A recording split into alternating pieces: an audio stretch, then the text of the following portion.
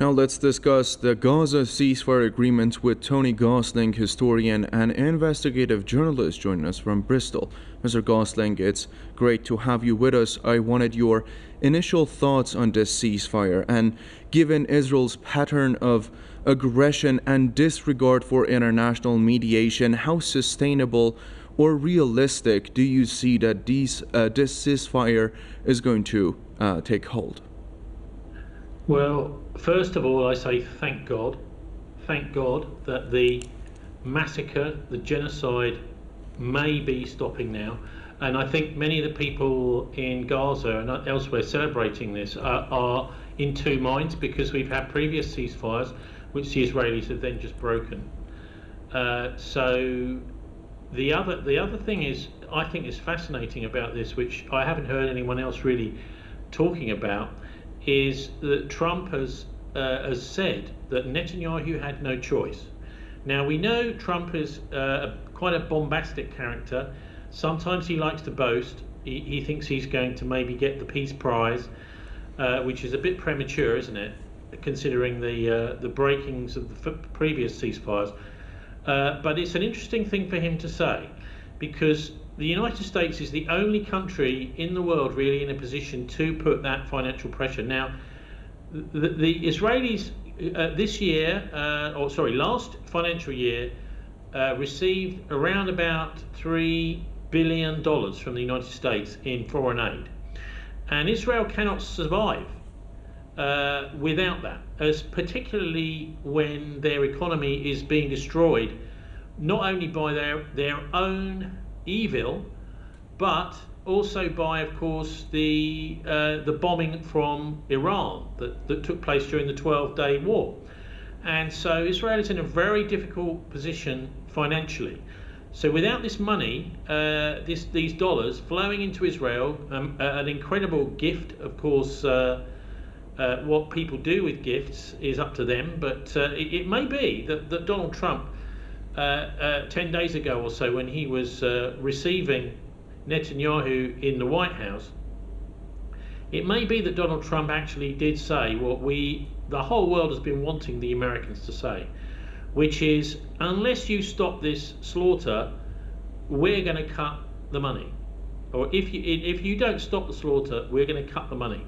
And that was the one thing that the world needed to hear. So we're probably going to never know whether that was part of that conversation between Trump and Netanyahu. But I would like to think that it may well be, and that may be why Donald Trump has today said that Netanyahu has no choice.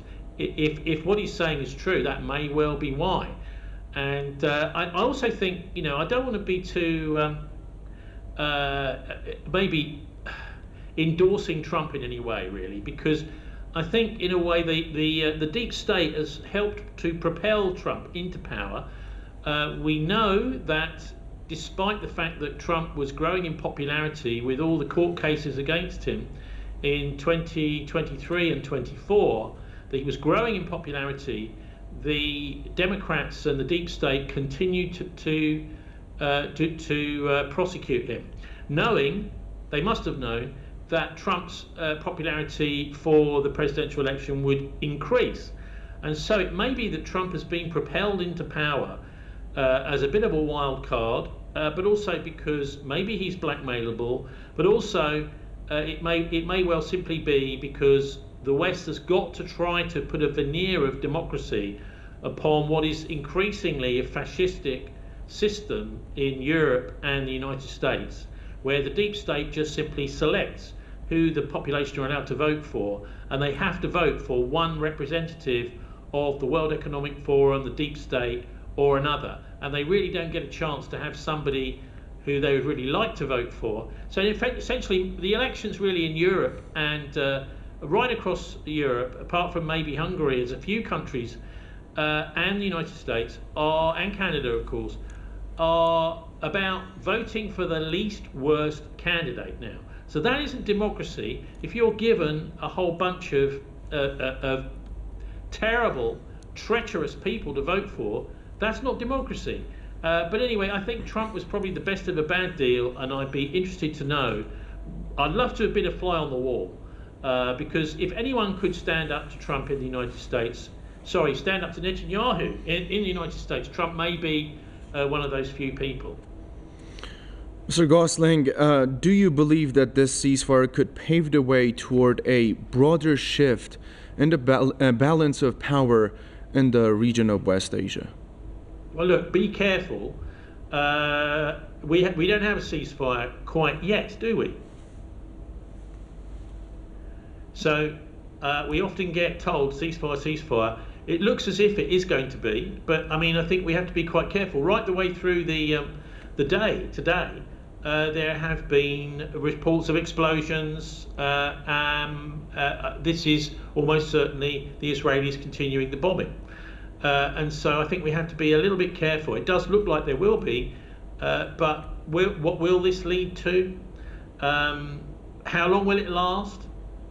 I'd love to be positive. The whole world wants to be positive. We like to think, don't we, of human nature as being people like us who don't want to see mass murder and slaughter and killing. They don't want to see children begging their parents. All my friends are killed. I want to die too. This is children of 4 or 5 years old who've only just learned to speak, are saying things like this. We don't want that, but some people do, and some people gain political capital from that. Some people make money, and some people have got long-range plans in the Middle East. I know you call it West Asia. I think this is a mistake, because most of the world doesn't really understand that term. And also, it's not really, the Middle East is not really Asia. It's right on the cusp of, I know it is officially, but it's right on the cusp of Africa, Europe and Asia. And it's an important region in its own right. The west of Asia is an enormous area, and the Middle East is a specific, and it's been a strategic point in world wars and over many centuries.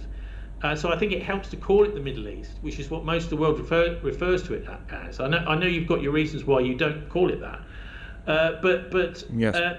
Let's see if it holds. I have no idea, and also, of course, there are some. I think it's a bit premature even to say. I mean, Hamas have been saying that this is a permanent ceasefire. Don't hold your breath, guys, because anything can happen. Let's hope to God that it does hold. Tony Gosling, historian and investigative journalist, joining us from Bristol. Thank you for your time tonight.